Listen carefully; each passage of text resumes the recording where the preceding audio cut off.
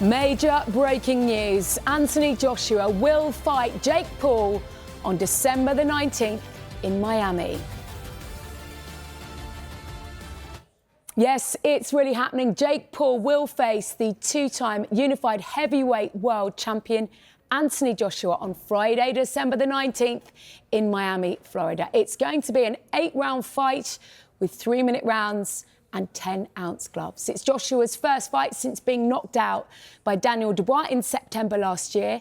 Jake Paul won a unanimous decision against veteran Julio Cesar Chavez Jr. earlier this year. Well, Jake Paul said this: a professional heavyweight fight against an elite world champion in his prime. When I beat Anthony Joshua, every doubt disappears and no one can deny me the opportunity to fight for a world title. To all my haters, this is what you wanted. To the people of the United Kingdom, I am sorry.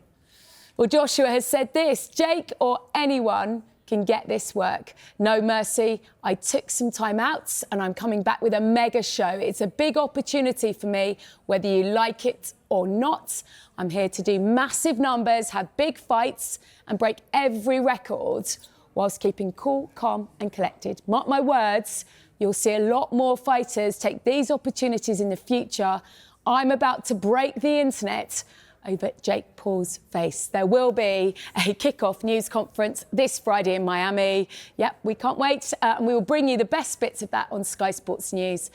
You can find out on our app those details. And for instant reaction, I'm delighted to say that I'm joined by Nakisa Bidarian, the Chief Executive of the Most Valuable Promotions, who represent Jake Paul. Wow. Well, we sort of knew it was coming, didn't we? But a professional heavyweight fight against an elite world champion in his prime. When I beat Joshua, everything disappears. I mean, it's all built up so beautifully, isn't it? It's an incredible day.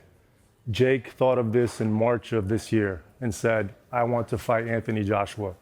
People laughed then. I was here at Sky Sports in July. The question was asked, do you see this happening? And our plan was to do this in March, April of 26. Plans changed, and Jake stood up and said, I want to face Joshua now. So it's Jake versus Joshua, Judgment Day, Friday, December 19th from Miami, live on Netflix globally. Can I ask you about that? Jake, did he demand to go first? I think it was just fitting, right? Jake just had the biggest event in history last year in terms of streaming viewership, 125 million viewers. Joshua's been out for over a year and a half. So our platform, which is Netflix, our company, Most Valuable Promotions, Jake versus Joshua. Joshua has, of course, 28 wins, 25 of them have been knockouts. How dangerous is this for Paul? This is a more dangerous fight than Gervonta Tank Davis, but it's a more winnable fight than Gervonta Tank Davis. Gervonta was small, fast, super skilled. Joshua is big, heavy puncher, but not as evasive. So I think if Jake has the right game plan, he has a pretty good shot of winning this fight. Paul's got the one loss on his record to Tommy Fury. Joshua, though, we've talked about just before, he's a whole different ball game, isn't he? Does he really believe he can shock the world? I mean, from the statement, he's already apologising to the people of the United Kingdom, isn't he? I think, look, you have to look at the experience that Jake has gained in the 5 years he's been in the sport. To be in your 12th or 13th fight in front of 80,000 people at AT&T Stadium in front of 125 million viewers, that's not experience you can gain normally. So he's going to go into that event very calm and very composed. And I fully believe that he does 100% think he's going to beat Anthony Joshua, yes. What about the weight? Will there be a limit for Joshua? So there's a lot of discussion around the weight. Joshua fought Usyk twice. Both of those times, Usyk was 221 pounds. Joshua was 240 to 245. When Jake fought Mike Tyson last year, 227 pounds. I expect Jake will come in anywhere between 225 and 230, and Anthony Joshua has a weight limit of 245 pounds. There will be those, as you're aware, that will look at it and criticise this fight. There already have been, haven't there? They'll say it's a real mismatch. What would you say to them? Are we going to be watching sport at its purest? I would say it's much less of a mismatch than what you saw with AJ and Francis Ngannou, who, a massive man, but relatively no boxing experience. I would say it's much less of a mismatch than AJ's 9th or 10th fight against guys who've been knocked out 20 to 25 times. Given AJ's pedigree, Jake is built for this. Jake is built for the big moments. So do I think it's dangerous for Jake Paul? Absolutely. Do I think it's also dangerous for Anthony Joshua? 100%. I mean, we're just watching some of these punches being thrown now. Can he take something like that, Jake Paul?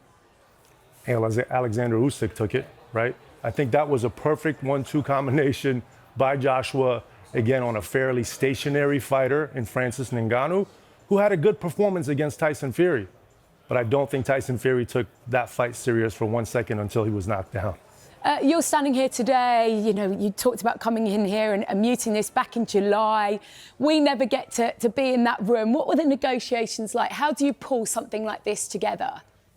One, having incredible partners like Netflix, like DAZN. Two, a willing fighter like Jake Paul and Anthony Joshua. The two of them spoke about this back in March and said, we want to do this. So when the opportunity arose, they were the ones that drove the conversation to say, yes, we want to do this for boxing. Our biggest priority wasn't Jake Paul getting a fight. Our biggest priority was the other fighters on the card who'd been training hard for this massive moment. And that's what we put together. And then Matchroom and Eddie Hearn were great partners throughout the process. And talk to us about Jake Paul's preparations. I mean, it's a quick turnaround, isn't it? What does that look like for him? What sort of team is he assembling? Who's he gonna spar against? Who's gonna be in his corner? Those sort of things you must all have ready and raring to go. When you look at he was fighting Mike Tyson, he was going to fight at heavyweight. That fight got postponed. He went down to cruiserweight. Here, he was looking to lose weight to 195 pounds to fight Gervonta Davis. Yeah. Now on 6 weeks' notice, 4 weeks this Friday, he's going to have to get up to heavyweight. But it's something that he's used to doing.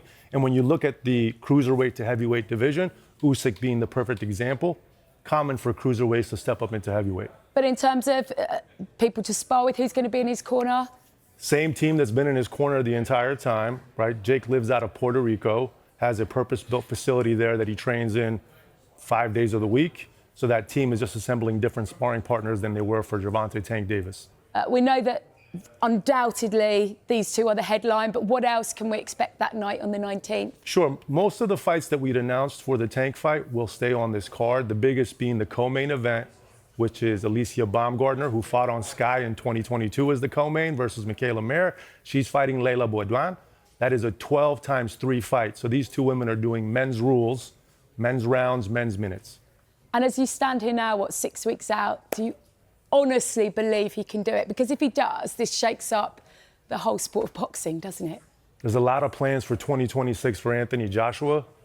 Jake's role is to play the foil in those plans, and his delusional confidence gives him a best shot of doing it. Is that a yes, then? Absolutely. Just checking. Brilliant. Thank you very much for your time. Thank you. Thank you, yeah. Appreciate it.